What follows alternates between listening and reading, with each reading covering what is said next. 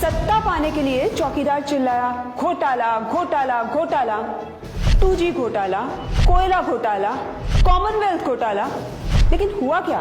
खोदा पहाड़ और निकला झूठ। 2G केस में ए राजा और कनी मोजी बाइज्जत बरी हो गए। ये वही लोग हैं जिन पे हमारे चौकीदार ने घोटाले का आरोप लगाया था, लेकिन कोर्ट को इनके खिलाफ एक भी सबूत नहीं मिला। क्या आपने कभी सोचा है कि हमारे चौकीदार को ये घोटाले का गड़बड़ घोटाला करने की जरूरत क्यों पड़ी? पीछे के दरवाजे से सत्ता हासिल करने का सारा खेल है मित्रों। हिंदुस्तान के एक एक गरीब आदमी को 15-20 लाख रुपए यूं ही मिल जाएगा। देश की सबसे मालदार संस्था बीसीसीआई के चेयरमैन विनोद राय का नाम तो आप सबने सुना ही होगा। ये वही सीएजी विनोद राय हैं जिन्होंने मीडिया में 2G स्कैम, कोल स्कैम के घोटाले की अफवाह फैलाई थी। राय साहब के झूठे आंकड़ों ने ही दी थी हमारे चौकीदार को सत्ता के ताले की चाबी, और बदले में विनोद राय जी को बना दिया गया बीसीसीआई का चीफ।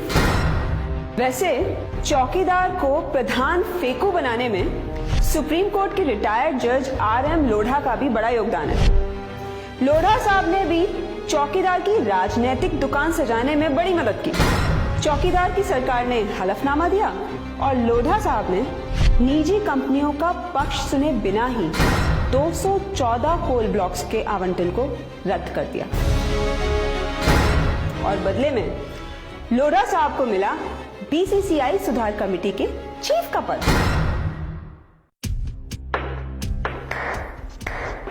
यानी बीसीसीआई की मलाई विनोद राय की तरह लोढ़ा साहब ने भी खाई। मिस्टर चौकीदार, ये पब्लिक है, सब जानती है। सत्ता में बने रहने के लिए चौकीदार ने सीबीआई का भी जमकर उपयोग किया। हमारी central bureau of investigation Vijay Mallya और नीरव मोदी जैसे लोगों को भले ही ना पकड़ पाए, लेकिन चौकीदार के हुक्म पे निर्दोष उद्योगपतियों और सरकारी कर्मचारियों को अच्छे से सताती है। ईमानदार IAS ऑफिसर, पूर्व कोल सचिव हरीश चंद्र गुप्ता भी सीबीआई के जुल्म सह रहे हैं। सतयुग की तरह कलयुग में भी हरीश चंद्र दे रहे हैं अग्नि परीक्षा। दुनिया भर में घूम घूम के विदेशी कंपनियों के साथ राफेल जैसे बड़े बड़े सौदे करके हमारे चौकीदार ने मेक इन इंडिया का झूठा राग अलापा, लेकिन इंडियन कंपनीज की कोई कीमत नहीं समझी। अगर समझते तो आज देश का बैंड नहीं बजा होता। हर साल 2 करोड़ रोजगार का झूठा वादा करने वाले चौकीदार को शर्म नहीं आई? पावर प्लांट्स को 17,000 करोड़ का नुकसान हुआ। बैंकों का NPA 4 लाख करोड़ पहुंच गया। 8 नवंबर 2016 की रात्रि को 12 बजे से वर्तमान में जारी 500 रुपए और 1,000 रुपए के करेंसी नोट लीगल टेंडर नहीं रहेंगे। नोटबंदी करने वाले चौकीदार ने अर्थव्यवस्था को 57,000 करोड़ का चूना लगाया, लेकिन भक्तों को GST की तरह यह भी समझ में नहीं आया। क्या आपको चाहिए ऐसा चौकीदार जो तानाशाही का मुरीद हो और अपने फायदे के लिए देश की ही लुटिया डुबो दे? समझ जाइए मिस्टर चौकीदार, जनता सिखाएगी सबक अब की बार। अब नहीं आएगी आपकी सरकार।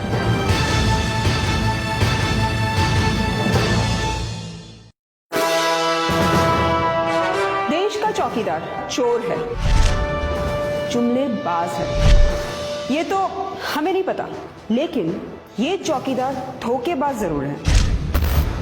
सत्ता पाने के लिए चौकीदार चिल्लाया घोटाला घोटाला घोटाला, 2G घोटाला, कोयला घोटाला, कॉमनवेल्थ घोटाला। लेकिन हुआ क्या? खोदा पहाड़ और निकला झूठ।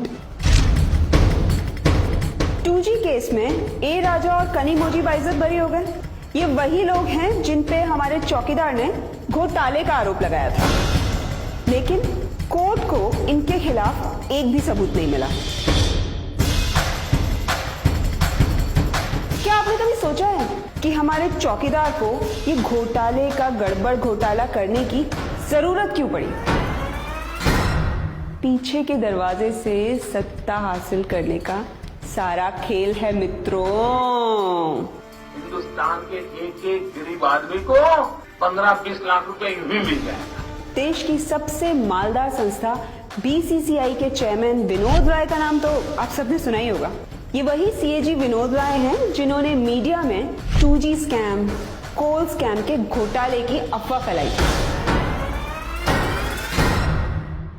राय साहब के झूठे आंकड़ों ने ही दी थी हमारे चौकीदार को सत्ता के ताले की चाबी, और बदले में विनोद राय जी को बना दिया गया बीसीसीआई का चीफ।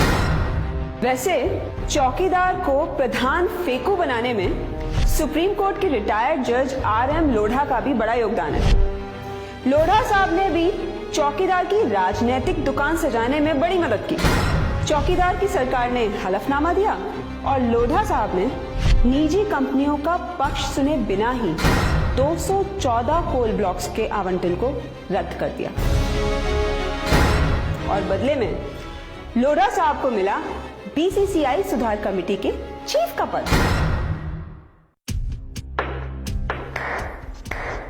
यानी बीसीसीआई की मलाई विनोद राय की तरह लोढ़ा साहब ने भी खाई। मिस्टर चौकीदार, ये पब्लिक है, सब जानती है। सत्ता में बने रहने के लिए चौकीदार ने सीबीआई का भी जमकर उपयोग किया। हमारी central bureau of investigation Vijay Mallya और नीरव मोदी जैसे लोगों को भले ही ना पकड़ पाए, लेकिन चौकीदार के हुक्म पे निर्दोष उद्योगपतियों और सरकारी कर्मचारियों को अच्छे से सताती है। ईमानदार IAS ऑफिसर, पूर्व पुल सचिव हरीश चंद्र गुप्ता भी सीबीआई के जुल्म सह रहे हैं। सतयुग की तरह कलयुग में भी हरीश चंद्र दे रहे हैं अग्नि परीक्षा। दुनिया भर में घूम घूम के विदेशी कंपनियों के साथ राफेल जैसे बड़े बड़े सौदे करके हमारे चौकीदार ने मेक इन इंडिया का झूठा राग अलापा, लेकिन इंडियन कंपनीज की कोई कीमत नहीं समझी। अगर समझते तो आज देश का बैंड नहीं बजा होता। हर साल 2 करोड़ रोजगार का झूठा वादा करने वाले चौकीदार को शर्म नहीं आई। पावर प्लांट्स को 17,000 करोड़ का नुकसान हुआ। बैंकों का NPA 4 लाख करोड़ पहुंच गया। 8 नवंबर 2016 की रात्रि को 12 बजे से वर्तमान में जारी 500 रुपए और 1,000 रुपए के करेंसी नोट लीगल टेंडर नहीं रहेंगे। नोटबंदी करने वाले चौकीदार ने अर्थव्यवस्था को 57,000 करोड़ का चूना लगाया, लेकिन भक्तों को GST की तरह यह भी समझ में नहीं आया।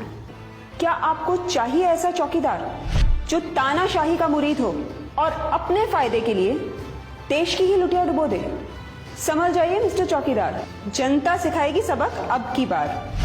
अब नहीं आएगी आपकी सरकार।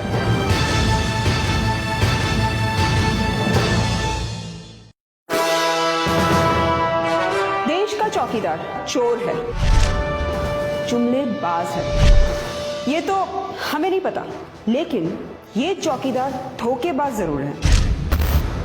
सत्ता पाने के लिए चौकीदार चिल्लाया घोटाला घोटाला घोटाला, 2G घोटाला, कोयला घोटाला, कॉमनवेल्थ घोटाला, लेकिन हुआ क्या? खोदा पहाड़ और निकला झूठ। 2G केस में ए राजा और कनी मोजी बाइज्जत बरी हो गए। ये वही लोग हैं जिन पे हमारे चौकीदार ने घोटाले का आरोप लगाया था, लेकिन कोर्ट को इनके खिलाफ एक भी सबूत नहीं मिला। क्या आपने कभी सोचा है कि हमारे चौकीदार को ये घोटाले का गड़बड़ घोटाला करने की जरूरत क्यों पड़ी? पीछे के दरवाजे से सत्ता हासिल करने का सारा खेल है मित्रों। हिंदुस्तान के एक एक गरीब आदमी को 15-20 लाख रुपए यूं ही मिल जाएगा। देश की सबसे मालदार संस्था बीसीसीआई के चेयरमैन विनोद राय का नाम तो आप सबने सुना ही होगा। ये वही सीएजी विनोद राय हैं जिन्होंने मीडिया में 2G स्कैम, कोल स्कैम के घोटाले की अफवाह फैलाई थी। राय साहब के झूठे आंकड़ों ने ही दी थी हमारे चौकीदार को सत्ता के ताले की चाबी और बदले में विनोद राय जी को बना दिया गया बीसीसीआई का चीफ। वैसे चौकीदार को प्रधान फेकू बनाने में सुप्रीम कोर्ट के रिटायर्ड जज आरएम लोढ़ा का भी बड़ा योगदान है। लोढ़ा साहब ने भी चौकीदार की राजनीतिक दुकान सजाने में बड़ी मदद की। चौकीदार की सरकार ने हलफनामा दिया और लोढ़ा साहब ने निजी कंपनियों का पक्ष सुने बिना ही 214 कोल ब्लॉक्स के आवंटन को रद्द कर दिया और बदले में लोढ़ा साहब को मिला बीसीसीआई सुधार कमेटी के चीफ का पद।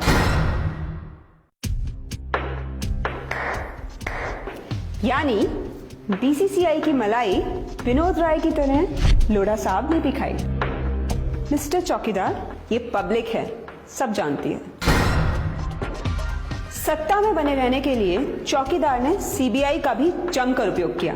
हमारी central bureau of investigation Vijay Mallya और नीरव मोदी जैसे लोगों को भले ही ना पकड़ पाए, लेकिन चौकीदार के हुक्म पे निर्दोष उद्योगपतियों और सरकारी कर्मचारियों को अच्छे से सताती है। ईमानदार आईएएस ऑफिसर पूर्व कोल सचिव हरीश चंद्र गुप्ता भी सीबीआई के जुल्म सह रहे हैं। सतयुग की तरह कलयुग में भी हरीश चंद्र दे रहे हैं अग्नि परीक्षा। दुनिया भर में घूम घूम के विदेशी कंपनियों के साथ राफेल जैसे बड़े बड़े सौदे करके हमारे चौकीदार ने मेक इन इंडिया का झूठा राग अलापा, लेकिन इंडियन कंपनीज की कोई कीमत नहीं समझी। अगर समझते तो आज देश का बैंड नहीं बजा होता। हर साल 2 करोड़ रोजगार का झूठा वादा करने वाले चौकीदार को शर्म नहीं आई।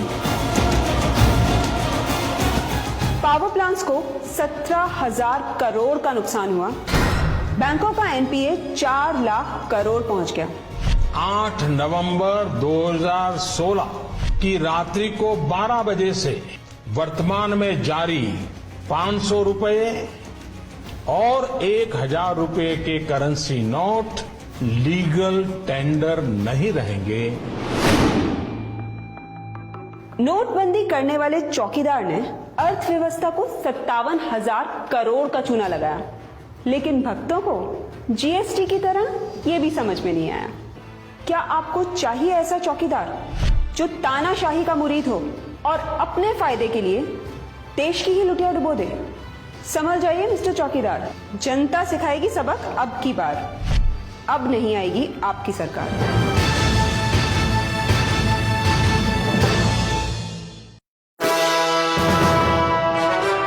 चौकीदार चोर है, जुमलेबाज है, ये तो हमें नहीं पता, लेकिन ये चौकीदार धोखेबाज जरूर है।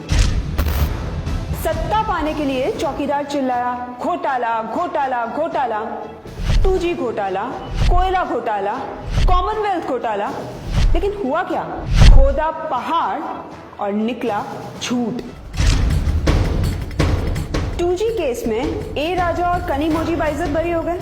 ये वही लोग हैं जिन पे हमारे चौकीदार ने घोटाले का आरोप लगाया था, लेकिन कोर्ट को इनके खिलाफ एक भी सबूत नहीं मिला। क्या आपने कभी सोचा है कि हमारे चौकीदार को ये घोटाले का गड़बड़ घोटाला करने की जरूरत क्यों पड़ी? पीछे के दरवाजे से सत्ता हासिल करने का सारा खेल है मित्रों। हिंदुस्तान के एक गरीब आदमी को 15-20 लाख रुपए यूं ही मिल जाएगा। देश की सबसे मालदार संस्था बीसीसीआई के चेयरमैन विनोद राय का नाम तो आप सबने सुना ही होगा। ये वही सीएजी विनोद राय हैं जिन्होंने मीडिया में 2G स्कैम, कोल स्कैम के घोटाले की अफवाह फैलाई थी। राय साहब के झूठे आंकड़ों ने ही दी थी हमारे चौकीदार को सत्ता के ताले की चाबी और बदले में विनोद राय जी को बना दिया गया बीसीसीआई का चीफ। वैसे चौकीदार को प्रधान फेकू बनाने में सुप्रीम कोर्ट के रिटायर्ड जज आरएम लोढ़ा का भी बड़ा योगदान है। लोढ़ा साहब ने भी चौकीदार की राजनीतिक दुकान सजाने में बड़ी मदद की। चौकीदार की सरकार ने हलफनामा दिया और लोढ़ा साहब ने निजी कंपनियों का पक्ष सुने बिना ही 214 कोल ब्लॉक्स के आवंटन को रद्द कर दिया। और बदले में लोढ़ा साहब को मिला बीसीसीआई सुधार कमेटी के चीफ का पद।